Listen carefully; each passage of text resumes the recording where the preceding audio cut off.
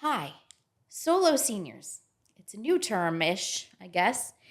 And it's something that we're hearing more and more of. There are a lot of seniors that are living fairly on their own. Maybe they don't have a spouse that's living with them, or they have a spouse and that spouse is older and needs care. Maybe family members live out of state somewhere. Maybe they never had children to begin with. Maybe they have a niece or a nephew somewhere that's far away. But solo seniors are a real thing, and you need help at some point. We all need help at some point. And so today I have someone who's very special that specializes in kind of being that person that's there to kind of help you make those decisions and get through some of those difficult transitions that you may be facing. Norma, thank you so much for coming today. Norma is a geriatric care manager, right? Did I say that right? Yes. At Palm Aging, which is a company that I have been privileged to work with several times. So thank you for coming, Norma. Thanks for having me, Julie. Yeah. So tell me, what brought you to being a geriatric care manager? Well, it's kind of a long story, but I'll make it brief. It's also known as aging life care manager, so Okay. those terms are used interchangeably. Um, I started in home care more than 10 years ago. Yeah, like 12, 13 years Uh-huh. ago. And while I was there, I was approached to do some extra education and experience providing care management services for some of our more needy clients or clients that didn't have any family nearby. So I went back to school. I, learned under my mentor and eventual business partner and started providing those services there. And then in 2017, we founded Palm Aging Life Management. Wow, wonderful. So a geriatric care manager does a lot of things. And one of the things that you mentioned is you started out in home care. And I think a lot of people think that a geriatric care manager is in home care, that they're going to be there, maybe 4 to 8 hours, maybe around the clock, but that's not true. Right. So, yes, thank you for pointing that out. I'll kind of explain a little bit. So, I think the term care manager sounds kind of generic and can be used in a lot of different yeah. arenas. They use the term in insurance, they use the term in a lot of different places, including home care, which does make it confusing. But an aging life care manager, geriatric care manager is different than non-medical home care, which is like day-to-day caregiving services, Right. like someone who cooks meals and does laundry and helps with showering and those types of things. And that is a very, very important service that a lot of our seniors need. Absolutely. A care manager is more of a healthcare advocate, someone who coordinates those services for them that they Yes. need, that helps them figure out what they need, that helps them decide when it's time to transition, to help them decide if they need that service even with home care. So it's a more... is it more oversight? Yeah, Is it's how I more kind of think of it. oversight and more coordination and it's more like an extra family member, but who has a lot of knowledge and expertise about the systems involved in aging. So exactly. healthcare, some insurance, finances, selling your house, whatever, those kinds of things. Right. Not that we're an expert in everything. That's definitely not true. No, but you definitely have the resources available to connect people to those resources that they need. For example, one client that I was working with, he was in a rehab facility, and he basically needed access to his funds, and he needed access to information, and he needed access to get clothing from his home and things like that he couldn't do all by himself here when he was in a rehab. So he brought your team on board. We asked Palm Aging to come on board, and they were able to help him to do some of those basics. But it actually, in speaking with him, one of the things that I had even missed, because he had thought he really didn't have many funds, he had a 401k that he had been building for 20 something years in a company. And he said, well, I have this thing, I guess, that they told me I was getting money taken out for, but I've never seen any of that. So I don't even know what that is. Well, Palm Aging actually went through and helped to find where those funds were located and an elder law attorney to help him button up his finances and things, because now he had a good deal of finances. They brought in a financial advisor because at this point he had finances that needed to be managed as well. And then it ended up being a beautiful service.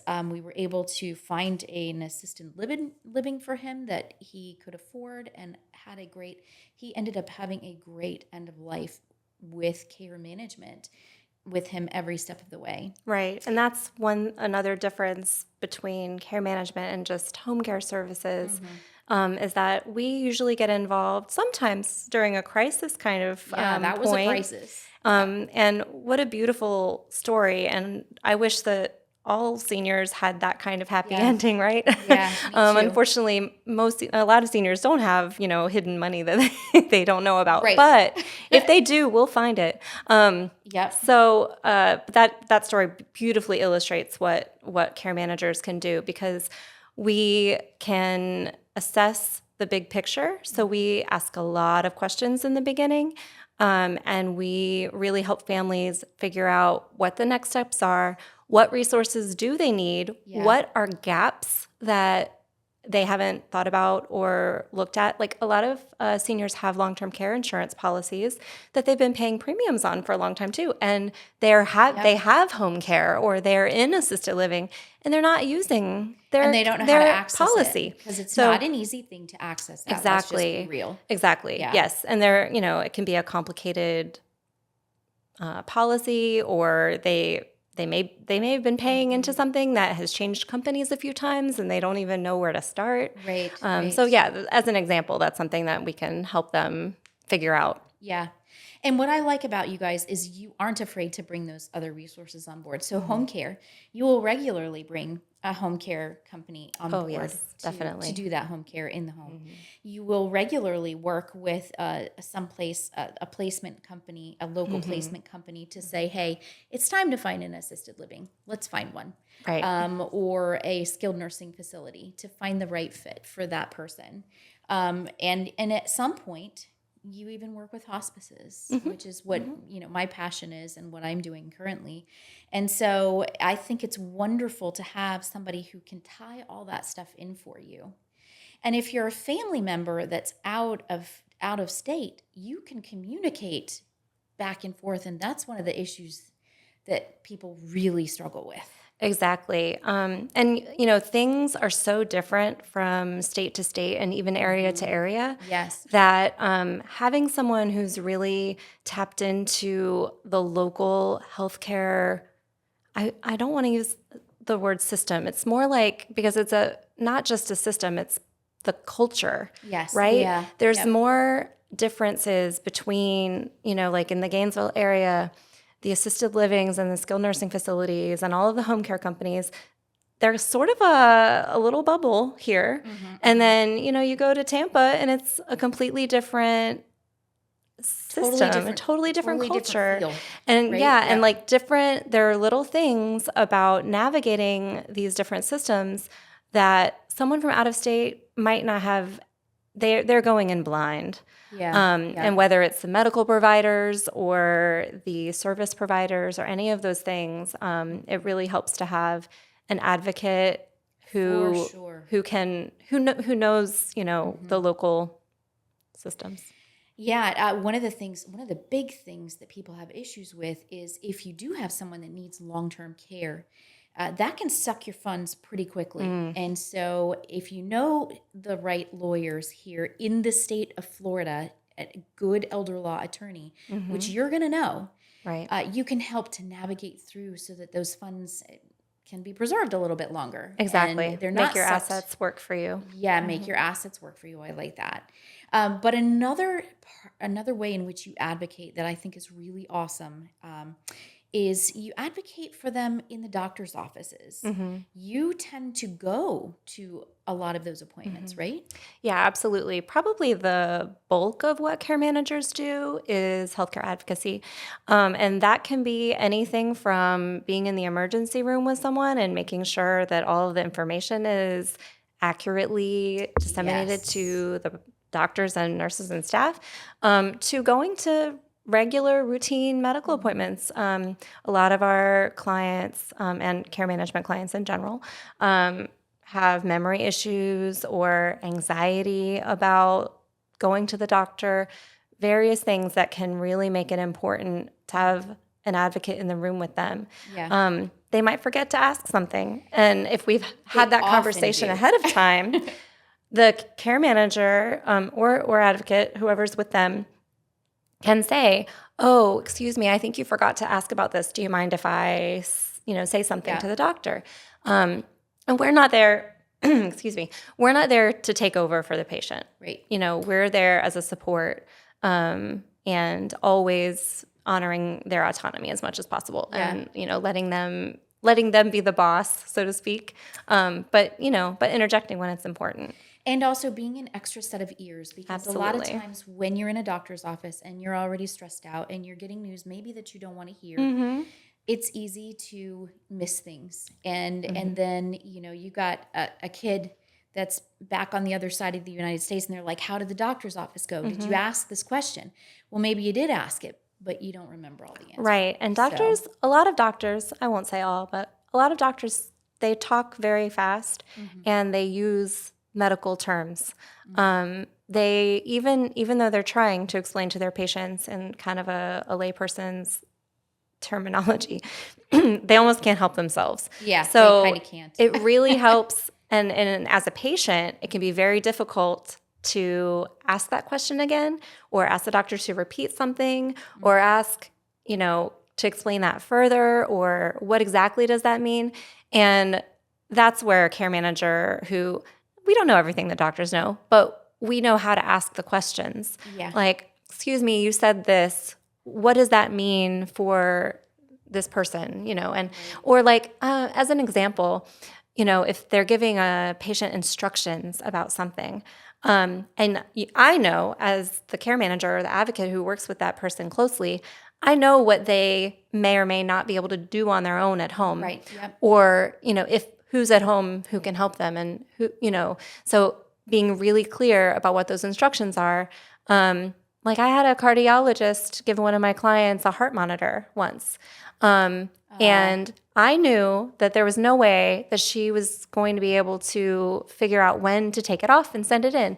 It seems like a simple process, but for someone who has memory impairment, they really can't. Yeah. So we had to work it out so that, care manager or family member or somebody, goes every day to kind of check on that heart monitor. Anyway, just as an example. Yeah. Well, and as another example, you do have medical training. So you do understand a lot about various medications and some of the procedures that they may be facing. But you can also coordinate care. A lot of times there is a huge breakdown between the primary care and the cardiologist and the urologist and the neurologist. Right.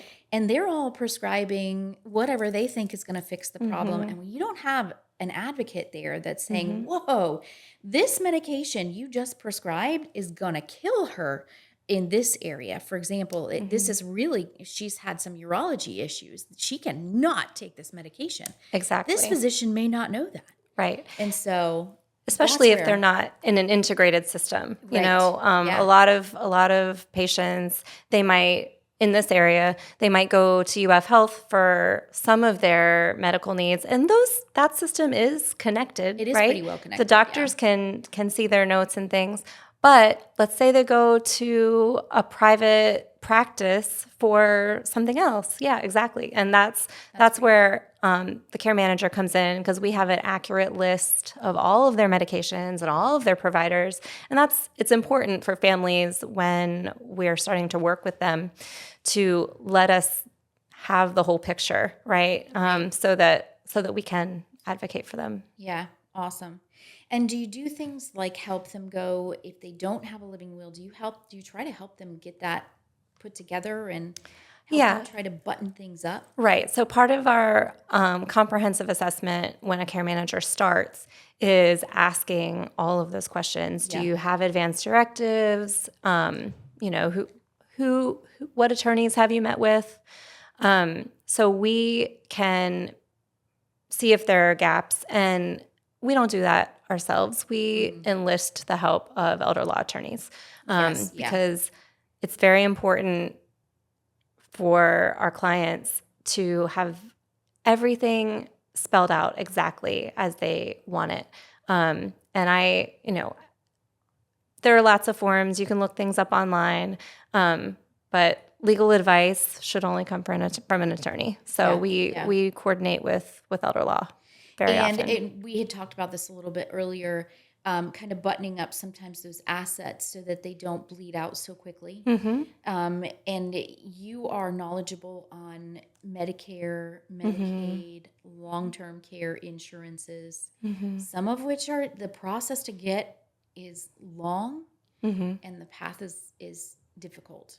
Yeah, I think there's a lot of confusion, for people as they're getting older, or even younger people, if they've never had any reason or experience with Medicare and Medicaid programs, they don't know the differences between them, what they are, what pays for what.